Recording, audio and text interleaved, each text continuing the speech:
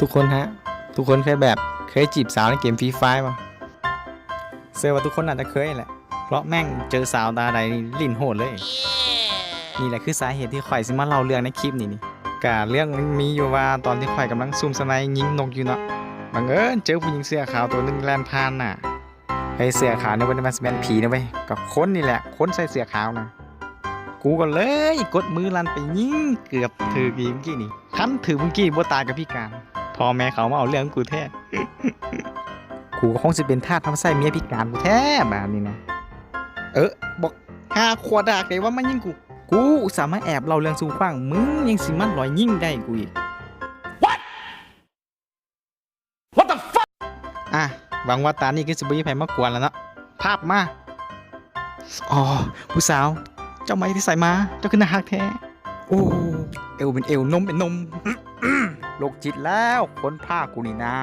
โอ้มีดอกไม้อีกโบก้าครับอายแล้วถอยก่อนจังใดวะโบได้วะมาขนาดนี้แล้วต้องเอาให้สุดเว้ยว่าแต่กูสิเปิดไหมว่าอย่างไรวะกูมาหมดโซโล่ลืมไปเอาเป็นว่าให้สร้างต่อกูเปิดเพลงกันเลยซะมาเธอน่ารักขนาดเนี้ยจะให้ไปหลงใครเธอน่ารักขนาดเนี้ยจะให้ไปรักใคร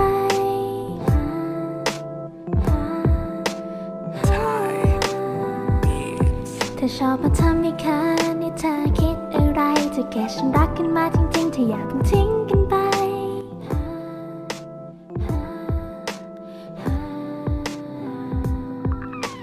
เธอเข้ามาทำให้ใจฉันหวั่นทั้งที่เธอเองก็ไม่รู้ว่าเธอทำใจฉันสั่น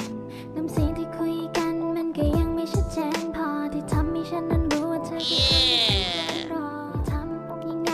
ไอ้ฉันมันดันลงไปกับเธอนั้นน่ารักไม่ให้ฉันรักก็คงจะเสียดายอยากบอกว่าเธอคือ my type แต่กลัวว่าเธอจะใจร้ายเธอน่ารักขนาดเนี้ยจะให้ไปหลงใครเธอน่ารักขนาดเนี้ยจะให้ไปรักใคร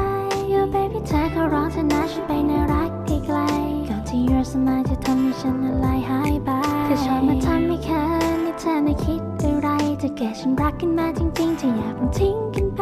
ฉันก็รู้ว่าเธอน่ารักแต่ใจร้ายแต่ในตอนสุดท้ายฉันคงไม่อยากจะเสียใจหรือเสียเธอ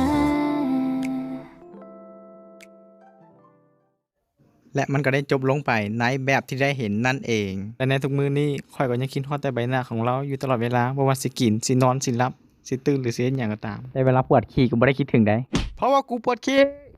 หากผู้ใดกำลังประสบกับปัญหาความรักก็สามารถคอมเมนต์มาที่ใต้ล่างคลิปนี้เลยเนาะมาระบายสู่กันฟังเนาะและก็ต้องลากันไปก่อนแล้วเนาะบ๊ายบาย